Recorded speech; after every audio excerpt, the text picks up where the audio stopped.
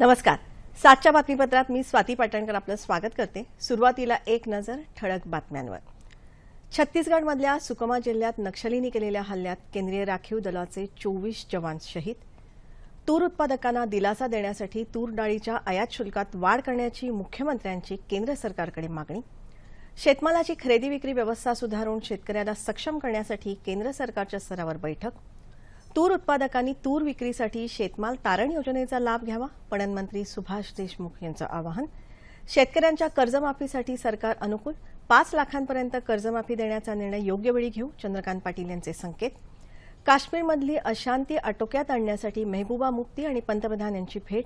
फुटीरतावाद्यांसोबत चर्चेनं मार्ग काढण्याची पंतप्रधानांना विनंती. आणि चित्रपट क्षेत्रातला सर्वोच्च दादासाहेब फाळके पुरस्कार ज्येष्ठ निर्माते के विश्वनाथ यांना जाहीर. आणि आता बातम्या सविस्तर.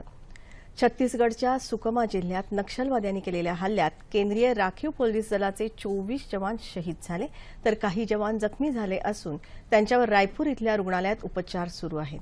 आज दुपारी बस्तर जिल्ह्यात कालापत्थर इथे सीआरपीएफच्या 74व्या तुकडीवर मोठ्या संख्येनं आलेल्या नक्षलवाद्यांनी हल्ला केला. ही तुकडी रस्ता सुरू करण्यासाठी गेली असताना नक्षलवाद्यांनी केलेल्या हल्ल्यात 12 जवान शहीद झाल्याची प्राथमिक माहिती मिळाली. घटनेचं वृत्त समजताच सीआरपीएफच्या कोब्रा बटालियनचे अधिक कुमक आणि हेलिकॉप्टर्स पाठवण्यात आले. घटनास्थळी पोहोचल्यावर आणखी 12 जवान शहीद झाल्याचं लक्षात आलं. हेलिकॉप्टर्सच्या मदतीनं जखमींना सुरक्षित स्थळी हलवण्यात आलं असंही त्यांनी सांगितलं.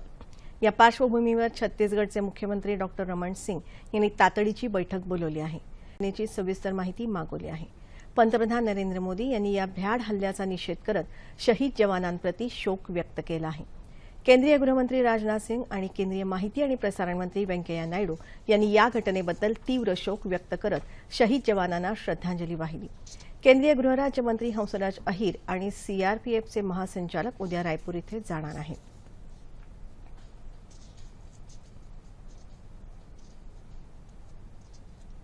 राज्यातल्या तूर उत्पादक शेतकऱ्यांना दिलासा मिळावा यादृष्टीनं तूर डाळीच्या आयातीवर निर्बंध घालण्यासाठी केंद्र सरकारनं तूर डाळीवरचं आयात शुल्क 10% 25% करावं अशी मागणी मुख्यमंत्री देवेंद्र फडणवीस यांनी केली आहे. तूर खरेदी संदर्भात मार्ग काढण्यासाठी मुख्यमंत्र्यांनी आज नवी दिल्लीत केंद्रीय अन्न आणि नागरी पुरवठा मंत्री रामविलास पासवान यांची भेट घेतली. शेतकऱ्यांकडची 22 एप्रिलपर्यंतची तूर विकत घेण्याची विनंतीही मुख्यमंत्र्यांनी केली. तुरीचे दर निश्चित करण्यासाठी तसंच तूर खरेदी संदर्भातलं दीर्घकालीन धोरण आणि योजनेच्या शक्यतेबाबतही या भेटीत चर्चा झाली. ती सगळी तूर ही खरेदी झाली पाहिजे, त्या संदर्भातल्या नोंदी आम्ही त्या ठिकाणी ठेवलेल्या आहेत. आणि दुसरी मागणी मी त्यांना ही देखील केली आहे की आता मार्केटमध्ये बाहेरून तूर येऊ नये या दृष्टीनं तुरीवरची जी काही इम्पोर्ट ड्युटी मध्यंतरीच्या काळामध्ये 10% केंद्र सरकारने लावली ती 25% इम्पोर्ट ड्युटी ही लावावी अशी विनंती देखील मी त्यांना केलेली आहे. त्यासोबत तुरीच्या संदर्भात एक लॉंग टर्म स्ट्रॅटेजी आपल्याकडे असली पाहिजे की जेणेकरून एखाद्या वर्षी खूप जास्त तूर होते, एखाद्या वर्षी तुरीचे भाव प्रचंड वाढतात कारण तुरीची कमतरता होते. तर त्याही संदर्भात माननीय मंत्री महोदयांनी, सेक्रेटरी होते, राज्यमंत्री होते, सगळ्यांनी चांगली चर्चा केली आणि एक लॉंग टर्म स्ट्रॅटेजी जी आहे ती तयार करण्याचा प्रयत्न हा त्यांच्या माध्यमातून होणार आहे. राज्यात यावर्षी चांगला पाऊस झाल्यामुळे तुरीचं उत्पादन अधिक झालं आहे. त्यामुळे 3 महिने तूर खरेदी करून सुद्धा तूर खरेदी केंद्रांवर बऱ्याच शेतकऱ्यांचा माल शिल्लक आहे. शेतकऱ्यांनी त्यांची तूर कमी भावानं बाजारात न विकता शेतमाल तारण कर्ज योजनेचा लाभ घ्यावा असं आवाहन पणन मंत्री सुभाष देशमुख यांनी केलं आहे. दरम्यान राज्यातली तूर खरेदी केंद्र बंद झाल्यामुळे शेतकऱ्यांनी ठिकठिकाणी संताप व्यक्त करत आंदोलनाचा पवित्रा घेतला. लातूर जिल्ह्यात चाकूर आणि येळकोट बाजार समितीसमोर तूर उत्पादकांनी तूर जाळून निषेध नोंदवला. स्थानिक काँग्रेस नेत्यांच्या नेतृत्वाखाली हे आंदोलन करण्यात आलं. वाशिम जिल्ह्यातही गेल्या महिनाभरापासून तूर डाळ खरेदी बंद असल्यानं शेतकऱ्यांनी तुरीची प्रतिकात्मक होळी केली.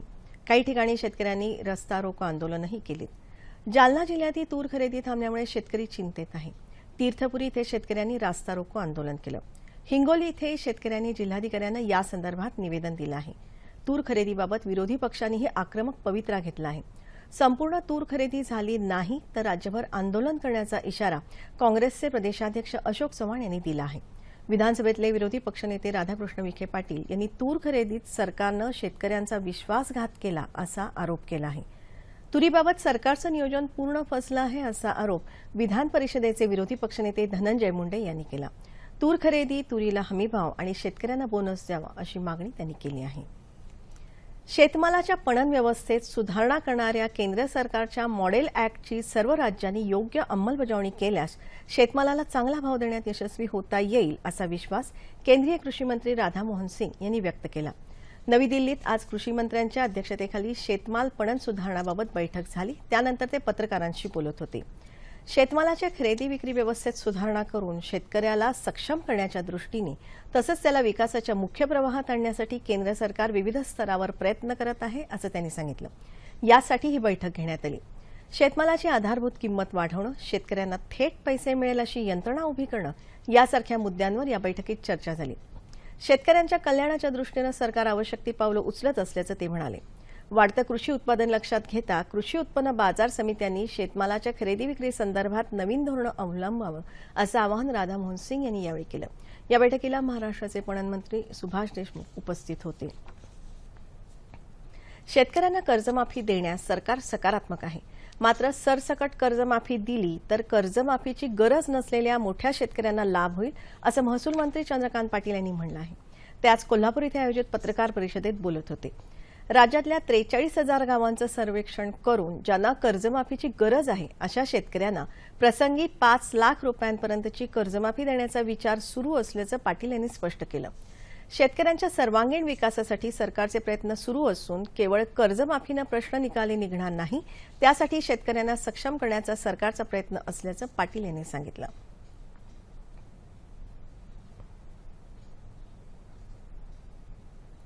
काश्मीर खोऱ्यातल्या अशांत परिस्थितीविषयी चर्चा करण्यासाठी जम्मू काश्मीरच्या मुख्यमंत्री मेहबूबा मुफ्ती यांनी आज पंतप्रधान नरेंद्र मोदी यांची भेट घेतली. काश्मीर खोऱ्यातली बिघडत चाललेली परिस्थिती आटोक्यात आणण्यासाठी फुटीरतावाद्यांशी चर्चा हाच उपाय असल्याचं सांगत त्यासाठी केंद्र सरकारनं पुढाकार घ्यावा अशी विनंती मुफ्ती यांनी केली. माजी पंतप्रधान अटल बिहारी वाजपेयी यांनी सांगितलेल्या मार्गानं काश्मीरमध्ये पुन्हा शांतता आणि लोकशाही प्रस्थापित होऊ शकते असं मेहबूबा मुफ्ती यावेळी म्हणाल्या. मात्र चर्चेसाठी पोषक वातावरण निर्माण व्हायला हवं अशी अपेक्षा त्यांनी व्यक्त केली. गेल्या 9 एप्रिलला काश्मीर खोऱ्यात पोटनिवडणुकीच्या वेळी झालेल्या हिंसाचारानंतर तिथली परिस्थिती अधिकच बिघडली आहे. ही परिस्थिती सुधारण्यासाठी सर्वांचं सहकार्य आवश्यक असल्याचं मुफ्ती म्हणाल्या. सेनेच्या जवानांवर दगडफेक करण्यासाठी काही भरकटलेल्या तरुणांना उद्युक्त केलं जात आहे. त्यासाठी समाज माध्यमांचा वापर केला जातो आहे असं मुफ्ती यांनी या बैठकीनंतर पत्रकारांशी बोलताना सांगितलं. या विषयावर सर्वतोपरी सहकार्य करण्याचं आश्वासन पंतप्रधानांनी दिल्याचं मुफ्ती यांनी सांगितलं.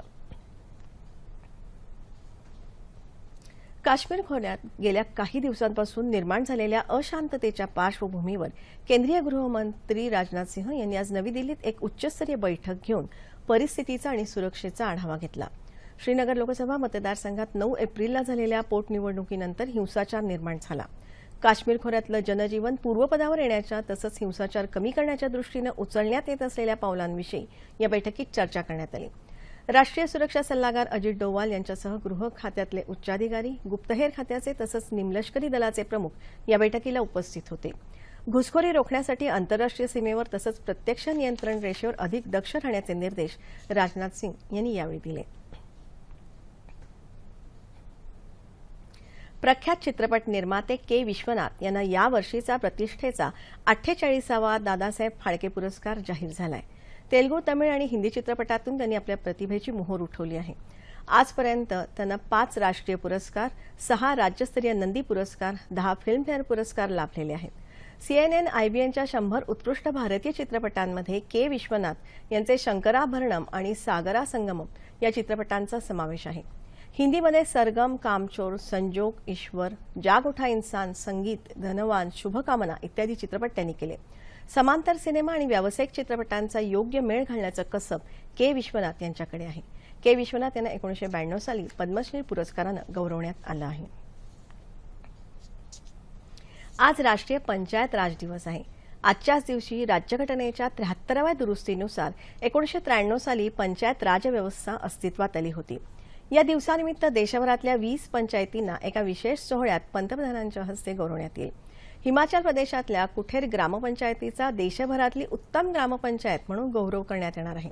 विकासाच्या क्षेत्रात या ग्रामपंचायतीनं अनेक महत्त्वाचे टप्पे गाठले असून पहिली हागणदारीमुक्त ग्रामपंचायत ठरली आहे. देशभरात पंचायत राज संस्थांद्वारा जनसेवा करणाऱ्या सर्व मेहनती व्यक्तींना पंतप्रधान नरेंद्र मोदी यांनी सलाम केला आहे।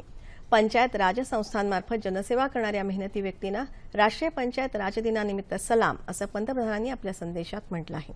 सर्वांगीण प्रगती आणि समाजातल्या तळापर्यंतच्या लोकांच्या सहभागातून आपले सरकार ग्राम उदय से भारत उदयाकडे वाटचाल करत आहे असं पंतप्रधानांनी म्हटलं आहे।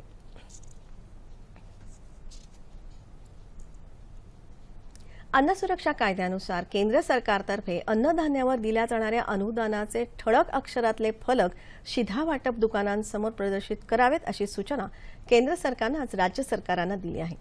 अन्न सुरक्षा कायद्यानुसार सार्वजनिक वितरण व्यवस्थेद्वारे दारिद्र्य रेषेखालच्या शिधापत्रिकाधारकांना गहू 2 रुपये तर तांदूळ 3 रुपये प्रति किलो दरानं विकण्यात येतो। यासाठी केंद्र सरकारकडून गव्हासाठी 22 रुपये तर तांदळासाठी 29 रुपये 64 पैसे प्रति किलो अनुदान दिलं जातं। हे अनुदानित अन्नधान्य राज्य सरकारांकडून दिलं जातं असा काही राज्यांमधल्या लोकांचा गैरसमज होत आहे। हा गैरसमज टाळण्यासाठी केंद्राच्या अनुदानाबाबतचे सुस्पष्ट फलक शिधा वाटप केंद्राबाहेर लावण्याची सूचना केंद्रीय अन्नधान्य आणि नागरी पुरवठा मंत्री रामविलास पासवान यांनी आज राज्यांना दिल्या आहेत। अन्नधान्याच्या या अनुदानासाठी केंद्र सरकार दरवर्षी 1 लाख कोटी रुपयांपेक्षा जास्त रक्कम खर्च करतं असं पासवान यांनी स्पष्ट केलं आहे। देशात केवळ तामिळनाडू हे एकमेव राज्य केंद्राच्या या अनुदानात स्वतःची भर घालून दारिद्र्य रेषेखालच्या शिधापत्रिकाधारकांना गहू आणि तांदूळ विनामूल्य उपलब्ध करून देत आहे असं पासवान यांनी म्हटलं आहे। राष्ट्रपती निवडणुकीसंदर्भात पंतप्रधान नरेंद्र मोदी यांनी विरोधी पक्षांची सल्लामसलत केल्यास ही निवडणूक बिनविरोध होईल असं सांगत राष्ट्रपती पदासाठी इच्छुक नसल्याचं राष्ट्रवादी काँग्रेसचे अध्यक्ष शरद पवार यांनी स्पष्ट केलं आहे। नागरी सत्कारानिमित्त आज सोलापुरात आले असताना ते पत्रकारांशी बोलत होते। मुख्यमंत्र्यांशी बोलून आरबीआय आणि नाबार्डसोबत बैठक घेऊन सोलापूर जिल्ह्यातली साखर कारखानदारी पूर्ववत करण्याचा प्रयत्न करणार असल्याचं त्यांनी सांगितलं। कुख्यात गुंड छोटा राजन याला आज दिल्लीतल्या पटियाळा न्यायालयानं बनावट पारपत्र प्रकरणी दोषी ठरवलं आहे। राजनसोबतच 3 सेवानिवृत्त सरकारी अधिकाऱ्यांनाही दोषी ठरवण्यात आलं असून या सर्वांना उद्या शिक्षा सुनावली जाणार आहे। या 3 अधिकाऱ्यांच्या मदतीनं छोटा राजननं मोहन कुमार या नावानं बनावट पारपत्र मिळवलं होतं। या 4ही जणांविरोधात फसवणुकीचे विविध गुन्हे लावण्यात आले आहेत। राजन सध्या तिहार तुरुंगात असून इतर जामिनावर बाहेर असलेल्या तिघांनाही आज पोलिसांनी ताब्यात घेतलं आहे। राष्ट्रीय पंचायत राज दिनानिमित्त आज बुलढाणा जिल्हा परिषदेतर्फे आयोजित करण्यात आलेल्या हागणदारीमुक्त संकल्प मेळाव्याचं उद्घाटन कृषी मंत्री पांडुरंग फुंडकर यांच्या हस्ते झालं। या मेळाव्यात संत गाडगेबाबा स्वच्छता अभियान आणि तुकडोजी महाराज स्वच्छ ग्राम स्पर्धेतल्या विजेता ग्रामपंचायतींना फुंडकर यांच्या हस्ते पारितोषिकं प्रदान करण्यात आली। मेहकर तालुक्यातल्या पांगरखेड ग्रामपंचायतीला 40 लाख रुपयांचं जिल्हा स्मार्ट ग्राम पारितोषिक देण्यात आलं। जिल्ह्यातल्या 12 ग्रामपंचायती, 3 प्राथमिक आरोग्य केंद्र आणि 5 शाळांना यावेळी आयएसओ मानांकन देण्यात आलं। या कार्यक्रमात जिल्हाधिकारी विजय झाडे आणि जिल्हा परिषदेच्या मुख्य कार्यपालन अधिकारी दीपा मुधोळे यांचा उत्कृष्ट कार्याबद्दल सत्कार करण्यात आला। नाशिक येथे शासकीय रुग्णालयात झालेल्या स्त्री भ्रूण हत्या प्रकरणाविरोधात राष्ट्रवादी महिला काँग्रेसनं आज नाशिकच्या जिल्हाधिकारी कार्यालयासमोर निदर्शनं केली। स्त्री भ्रूण हत्या प्रकरणात प्रमुख सहभाग असलेल्या डॉक्टर वर्षा लहाडे यांना त्वरित अटक करावी तसंच या प्रकरणात सहभागी असलेल्या कर्मचाऱ्यांना शिक्षा व्हावी या प्रमुख मागण्यांसाठी ही निदर्शनं करण्यात आली। राष्ट्रवादी महिला काँग्रेसच्या जिल्हाध्यक्षा प्रेरणा बलकवडे यांच्या नेतृत्वाखाली ही निदर्शनं करण्यात आली। यावेळी महिलांनी मागण्यांचं निवेदन निवासी जिल्हाधिकारी रामदास खेडकर यांना दिलं।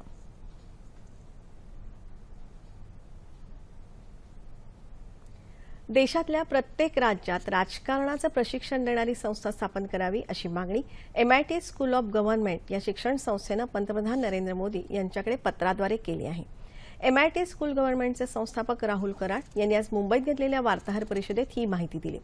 Indian institute of political leadership and governance ही संस्था गुणवत्तेच्या दृष्टीनं IIT IIMच्या धर्तीवर स्थापन करावी असं कराड यांनी सांगितलं। तरुणांमध्ये राजकीय वृत्ती विकसित करण्यासाठी संस्थात्मक यंत्रणा उभी करणं गरजेचं आहे असं त्यांनी सांगितलं।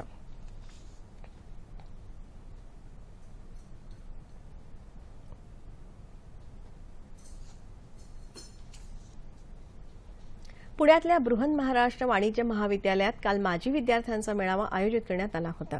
या महाविद्यालयातले अनेक विद्यार्थी विविध क्षेत्रात अग्रस्थानी आहेत। अशा लोकांनी एकत्र येऊन तरुण पिढीसमोर आदर्श ठेवावा या उद्देशानं दरवर्षी हा मेळावा घेण्यात येतो। यावेळी पालकमंत्री गिरीश बापट यांच्या हस्ते विविध पुरस्कारांचं वितरण करण्यात आलं। प्रसिद्ध विधिज्ञ भास्करराव आव्हाड, शहीद मेजर कुणाल गोसावी यांना प्राईड ऑफ बीएमसीसी पुरस्कार, प्रणची शेजवलकर चिंग वैद्य यांना गुरुवैर्य पुरस्कार प्रदान करण्यात आले। या कार्यक्रमाला भास्करराव आव्हाड यांनी तरुण पिढीसमोरील जागतिक आव्हानं आणि संधी या विषयावर विद्यार्थ्यांना मार्गदर्शन केलं। बदलत्या तंत्रज्ञानाचा उपयोग स्वतःबरोबरच देशालाही झाला पाहिजे, त्याचा उपयोग चांगल्या गोष्टींसाठी करावा असं आव्हाड यांनी सांगितलं।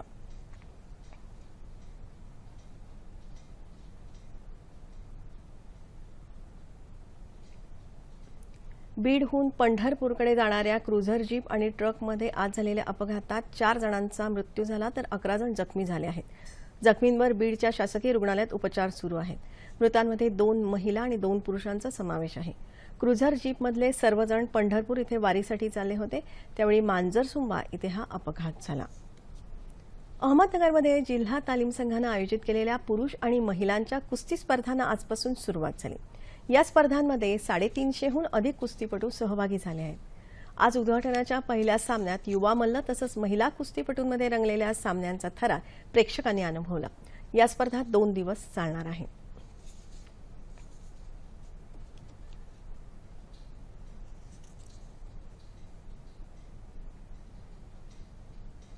हवामान।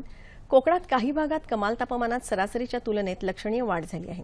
राज्यात सर्वात जास्त तापमान चंद्रपूर इथे 43.6 अंश सेल्सिअस इतकं नोंदवण्यात आलं।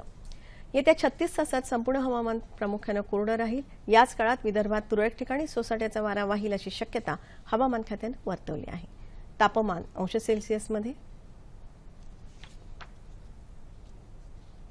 मुंबई कमाल तापमान 33, किमान 25, नागपूर 42 आणि 23, पुणे 36, 20, औरंगाबाद 38, 21, नाशिक 35, 18, कोल्हापूर 37, 21, रत्नागिरी 33, 24, सोलापूर 41, 22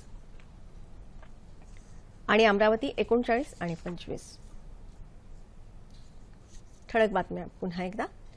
छत्तीसगडमधल्या सुकमा जिल्ह्यात नक्षलींनी केलेल्या हल्ल्यात केंद्रीय राखीव दलाचे 24 जवान शहीद।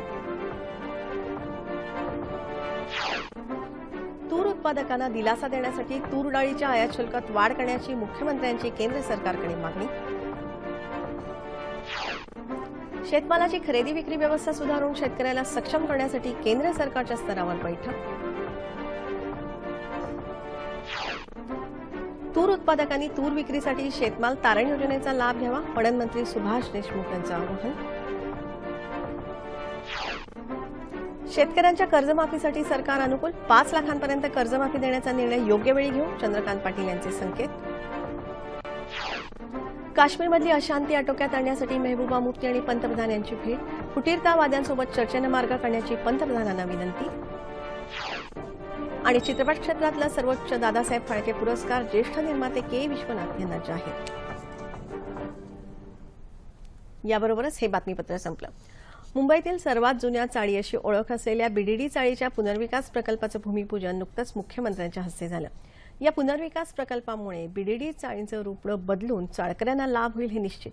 मात्र त्याचवेळी पुनर्विकासाच्या प्रक्रियेतून मुख्य शहरांमधून नव्या घरांची निर्मितीही होणार आहे। नगर रचनेच्या या नवनिर्माणाविषयी अधिक चर्चा करण्यासाठी म्हाडाचे उपाध्यक्ष संभाजी झेंडे यांना आज रात्री 9:30च्या बातमीपत्रात निमंत्रित करण्यात आलं आहे। तेव्हा पुन्हा भेटूया पुढील बातमीपत्रात आपल्या सह्याद्री वाहिनीवर। नमस्कार।